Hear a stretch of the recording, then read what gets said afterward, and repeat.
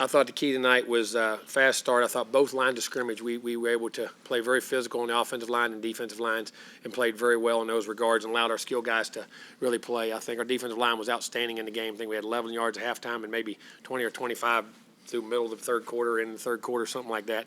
Thought we did a great job in the run. We fitted it. That we affected the quarterback, we pressured, we tackled well in space, kept leverage on the football. I mean, did it outstanding, created a turnover at the end right there, but just did an outstanding job. And then the great special teams play by Nice.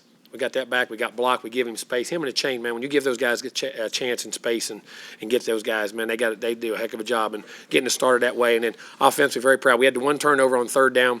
Got the ball we ran the route, should have came back inside a little bit, and got that tipped up. And then offensively, we were very strong. Executed 8 o'clock, controlled the ball, scored touchdowns on drives. 2 minutes before the half was really good. Come out the second half, scored the first drive, then got another touchdown. I don't think we went about 5 or 6 drives there right in a row. I believe we scored every time we had it. And I thought we played complimentary football tonight in that when we were playing like that, the defense was getting 3 and outs, getting us the ball back, kept the momentum. We could get back and keeping the groove on offense, not having long drives against the defense. And offensively, we were letting them rest, which screwed up their offense, not being able to get in the groove, and our defense was coming out ready to play every play, and I was very proud of it. Anything we had in special team, we had a block kick, snap just a hair high, but we didn't hit that ball right, and very rare, but that was unfortunate in that situation, but very proud of the guys. And the other thing, though, I was disappointed a little bit from our backups on offense and defense. We got some really good players who have to go out there and play and perform, and those guys are 1 or 2 plays away from having to play, and they got to play better. We have to coach them better. We got to do a better job, and hopefully, and I know they don't get in the game much, but we got to do a better job in both. We didn't get any for a while there. Didn't get any first downs on offense, and they just took a couple drives right down the field. And had some careless penalties. So we'll get those young guys better and keep working. That's what next week will be about. And we're going to need some of those guys down that 4-game stretch right at the end. Questions? Coach, third row, Christie, then Olin, and Zach. What can you say about Jalen and what kind of a weapon he is for your team and what he's been able to do? Who is that? Wiedemeyer? Yeah. Yes. I mean, he's learned to be a complete player, and his big body can get vertical. He has athleticism. His hands, he's able to run after the catch, and he's really getting and playing like he's capable of playing, and he's a weapon. Second row, Olin, and then Zach. Jimbo, Nice, he fielded that punt, around the 5-yard line. Do y'all just give him a green light to field it? Well, punts are different now. The way these punters hit those high punts, you hit that punt, that ball, the way they deaden them now, I saw it's hitting like wedges. Those Australian kicks, they'll deaden them things, they'll go at the 1. So if nobody's around you, we give him free light to catch it. And even if we fair catch balls, the old rules, you never went inside the 10 because guys couldn't hit those Australian punts. Those balls deaden like a daggone golf shot, man. And if you don't field some of those balls, even those guys around you, 6, 7, 8, 9-yard line, we'll fair catch them so you don't end up at the 1-yard line. The game has changed in that regard because of how good the kickers and punters have become. Probably thought it was just a matter of time before Nice would break one, too. He's broke one. We just had a couple penalties. Had 1 or 2. He had 1 called back, and maybe was there a second one, or it almost went? There's a couple we've had called back on penalties. And you feel good about the way Zach played, the progress he continues? He did. Still a couple of things, though. A couple of plays in there I wish could have cleaned up. And we didn't help him a couple times on some routes, but he still made good decisions on third down, efficient. Really, I mean, after we had that one drive, we had 2 holding calls. That was the other thing on offense. We had 3 holding calls, I think, on the night, which we can't have. And we overcome 2 and 1. When you have a holding call, the odds of scoring when you have 2, I wish I'd put money on that lining on Vegas and scoring a touchdown on a drive you have 2 holding calls on. That's unbelievable. That throw he made on 1st and 20, though, him and Wiedemeyer made a great play. And it was a big play in the game early. Front left, Zach, and then Travis. Jimbo over here. Overall, do you think that this was the best as far as overall play that your team has played this year?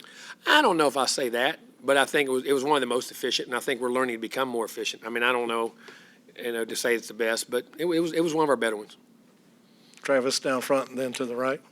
I know early in the season y'all talked a lot about attention to details in practice heading into games. In a game where the defense probably knew that they were going to be able to have some success against this kind of offense, how impressed were you to that attention to detail from the defense? I was greatly appreciative. I mean, it's what we should be doing all the time, and that's what we have to do.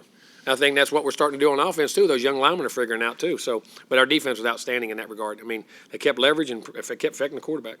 And then the emergence of Tyree Johnson, how impressive you've been able to do. I mean, that's why I say I'm hoping he's all right. He got nicked up there, but I think he'll be okay. But, I mean, his ability to rush the passer, man, he can sink, run, and he's really, right now, the last 2 or 3, I mean, he's been playing great football. Great football. We'll stay down front to the right, Coach.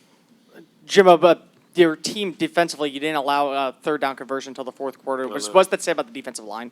Outstanding. Let me tell you what it says. He won first and second. When you win first and second down and have those third and longs, I think we had one third and short we stopped them on. But most of them were more than third and six or more. It was outstanding. Our defensive line was outstanding in the game. Run and pass. And sacking the quarterback, affecting the quarterback, and playing the run. And then going into the bye week, how do you keep this momentum up, especially in practice? You're right back. Practice the same way. We ain't going to change. We're going to give Monday off. We'll practice Tuesday, Wednesday, and Thursday very hard, get back to fundamentals. And I mean, there'll be physical, hard, tough practices. We got to get better. We got to get the young players better. And then we'll work on some game plan stuff for the last 4 teams. Third row on the left, Christie, and then we'll go to the back.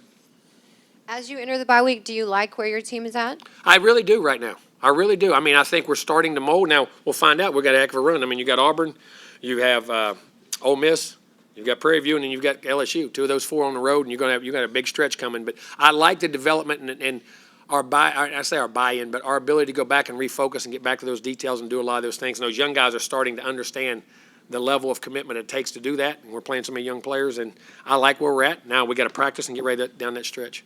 Coach, we'll go back behind the lights, TV row. Yeah, Coach, over here. Just in terms of Devin and Isaiah, what have they done to become this kind of two-headed monster in the backfield? Well, first of all, the guys in front of them are daggone blocking. And those tight ends and backs, but they're both very natural. They're both very selfless. They're both very patient, have good eyes. They're learning how, I mean, they understand their schemes. They're very smart players. They understand the blocking schemes. They understand when the fronts come up, how that's going to be presented, where the issues are. And they're just natural running backs. They're very natural, man. That's a great 1-2 punch. Staying in the back, Mike. Coach, as you went to the bye week, you mentioned earlier some of the backups getting reps that they hadn't gotten in game situations. How different are those game reps as opposed to what they're doing? Oh, they're big time. The lights on the scoreboard are for real. I say when you're in practice, that scoreboard don't ding when you mess up, good or bad. You know what I mean? And it matters. And you got to get out there in the lights. You got to get in the game. You got to get through the nerves and all that. But hopefully we get through that a little better. Go second row, Jennifer, and then to the back, Daryl. Hi, Coach Fisher. I know you touched on him a bit already, but how did you feel about Jalen becoming A&M's all-time tight end leader in receiving yards, especially only as a junior? I had no idea.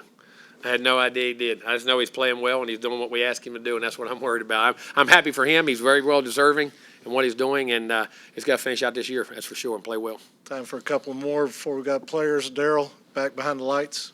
Coach, can you talk about the stretch that you just went through and coming to the bye week, just how tough that grind was and how you want them to finish up? Well, 8 weeks, man. I'm telling you, 8 weeks is tough. I've always been an advocate. I think in this 12-week season, I think college football needs 2 off weeks. If you really want to take the kids into consideration, I really do. I believe you do need that. But it's tough. Your physical is pounding, and then especially where we were. I mean, to lose 2 games like that, be 3-0 and then lose 2 games and come back against the stretch we had, I'm very proud of them. I'm happy for them. Now, we got to maintain and remember why we've had success and continue it. We got a heck of a grind left, but there's a lot of football left to be played. All right. Coach, thanks. We've got the players ready. Thank y'all.